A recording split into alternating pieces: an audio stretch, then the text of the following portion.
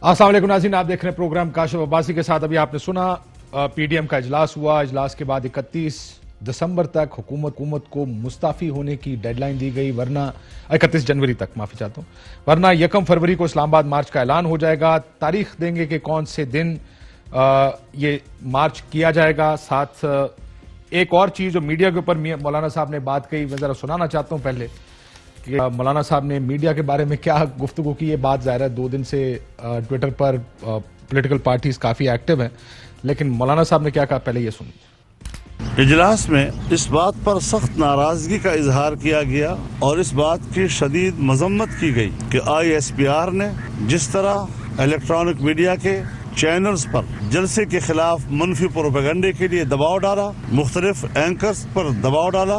हम समझते हैं कि हम तो मीडिया की आज़ादी की जंग लड़ रहे हैं। हम तो मीडिया की आज़ादी की जंग में मीडिया के साथ शाना बशाना खड़े हैं, लेकिन हुक्मरान और आमिराना जहनीत के हामिल लोग वो मीडिया को जानिबदार बना रहे हैं। वो मीडिया को अपने मौलाना साहब ने काफ़ी तफसीली गुफ्तगू की। मीडिया पर, एंकर्स पर बहुत दबाव डाला जा रहा है वगैरह वगैरह।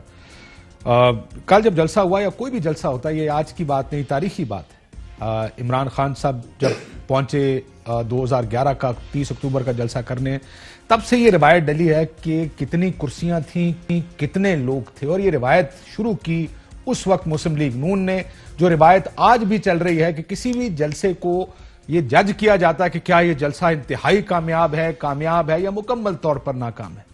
और मीडिया एंकर्स जिनका मौलाना साहब ने जिक्र किया, लफ्ज भी बड़े सख्त उन्होंने इस्तेमाल किए, यही तमाम लोग हैं जो आपको पिछले 10 साल, 15 साल, 20 साल, जितने अरसे से मीडिया है और उसके एंकर्स हैं, उससे पहले जितने साफी काम करते रहे हैं, वो अपना एक व्यू, आपको एक इंडिपेंडेंट व्यू देने की कोशिश करते हैं। उनमें से बहुत सारे आपको अपना इंडिपेंडेंट व्यू देते हैं। बहुत सारे लोगों के बारे में, जाहिर है लोगों के पॉलिटिकल पार्टीज के उसके बारे में कुछ तहफ़्फ़ुज़ात भी होंगे, चैनल्स के बारे में तहफ़्फ़ुज़ात होंगे, लेकिन इस तरह की सख्त अल्फाज जो मौलाना साहब ने इस्तेमाल किए, सिर्फ इतनी गुजारिश है मौलाना फजल रहमान साहब से और तमाम जो पीडीएम का जितना ये क्राउड इकट्ठा है, कि इनमें से बहुत से जर्नलिस्ट अपना व्यू ये सोच कर देते कि वो क्या देख रहे हैं।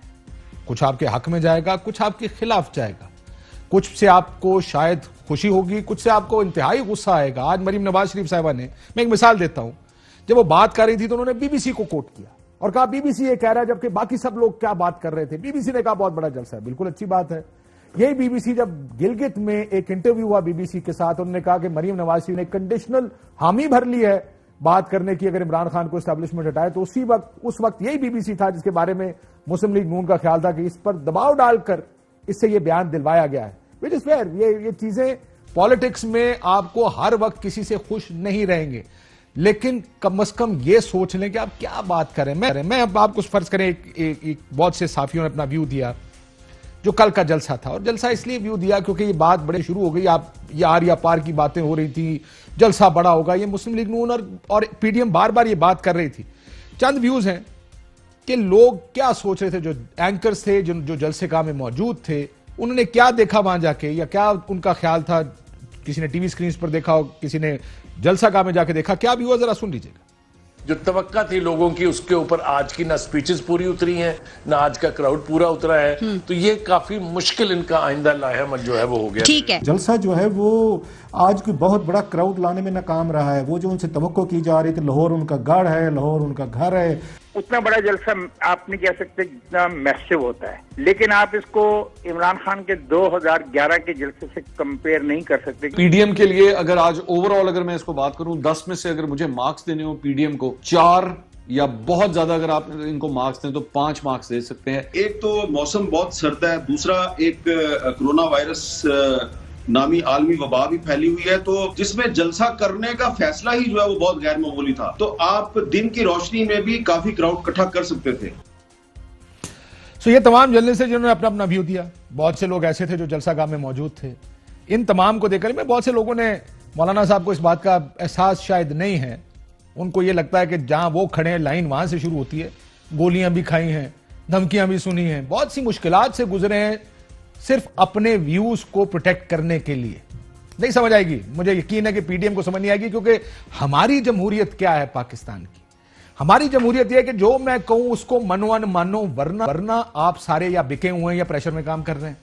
या तो ये सारे खड़े होकर ये कह देते मौलाना साहब को या टीवी पर अपने वीलॉग्स में कि जनाब तारीख का सबसे बड़ा जलसा था, 1.5 करोड़ लोग उस जलसे के अंदर मौजूद थे और 2.5 करोड़ उसके बाहर खड़े थे, फिर तो यहां पे ये कहा जाता हां अब शायद ये बात ठीक की गई है। मौलाना साहब की तारीख में मैं नहीं जाना चाहता। मौलाना साहब आज आप जो बातें कर रहे हैं, सिर्फ परवेज मुशर्रफ साहब के 5 साल और JUIF की सियासत अगर मैं यहां पर आज बता दूं, और जो साथ आपके खड़े ये भी इसको इंडोर्स करेंगे कि जिस वक्त हम सब एक डिक्टेटरशिप के खिलाफ और जमहूरियत के हक में उसको लाने के लिए लड़ाइयां लड़ रहे थे ना मौलाना साहब, उस वक्त आपको पता है कि आप किस जगह खड़े थे। खबरें मेरे पास बहुत हैं, इस वक्त भी पड़ी हैं, नहीं चलाता। क्या फैसले हुए, क्या क्या डीलें हुई उस वक्त, किसने कौन कौन सी हुकूमतें किससे मिलकर बनाई और कौन कौन से ओहदे मिल मिला के लिए, उसमें नहीं जाते। लेकिन बराए मेहरबानी जब गुफ्तगू फरमाते हैं इस बात का थोड़ा सा ख्याल किया करें कि बड़े प्रेशर्स हैं। मैं इस बात से इख्तलाफ नहीं करता कि आजकल के दौर में कभी भी प्रेशर्स नहीं रहे, हर दौर में प्रेशर्स रहे हैं। हुकूमतों के प्रेशर्स होते हैं, इदारों के प्रेशर्स होते हैं। लेकिन अगर आप ये कहते हैं कि साफी झूठ बोलता है सिर्फ इसलिए क्योंकि उस पर प्रेशर है, तो अगर ऐसा होता तो शायद सारे आज लाइन सिर एक जगह खड़े होते। ये ना होता कि कुछ जो हमारे हक की बात कर रहे हैं वो बड़े आजाद हैं जी, और जो हमारे मुखालिफ बात कर रहे हैं वो सारे बिके हुए हैं या उनके ऊपर प्रेशर बढ़ा है, उसकी वजह से ये बात करते हैं। ये लड़ाइयां आपने नहीं देखी, आपने हमेशा बड़ी अच्छी अच्छी पॉलिटिक्स की है और अच्छे वक्तों में की है, और अच्छे मैं अब इसके ऊपर तफसील में नहीं जाना चाहता, क्योंकि वो जिस तरह की मौलाना साहब से सवाल पूछा जाए, जिस तरह की जुबान इस्तेमाल करते हैं, कई दफा तो मैं परेशान हो जाता हूं कि गुफ्तगू किस तरह की फरमाते हैं।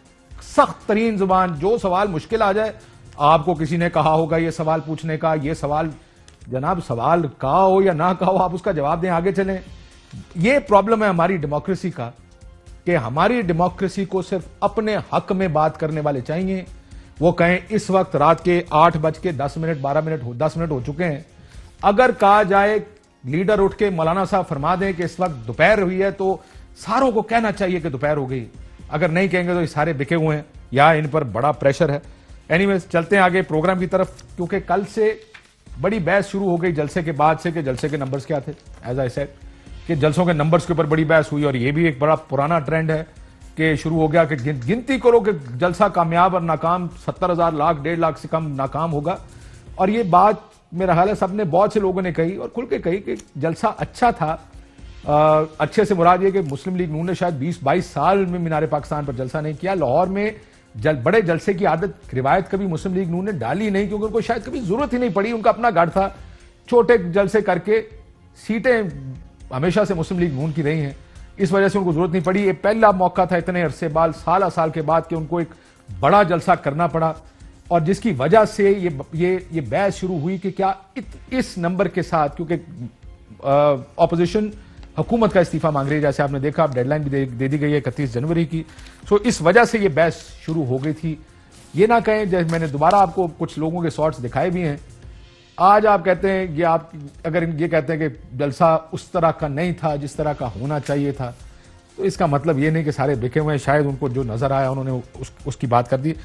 चलते PDM की पॉलिटिक्स और फ्यूचर क्या है इस वक्त हमारी पॉलिटिक्स का।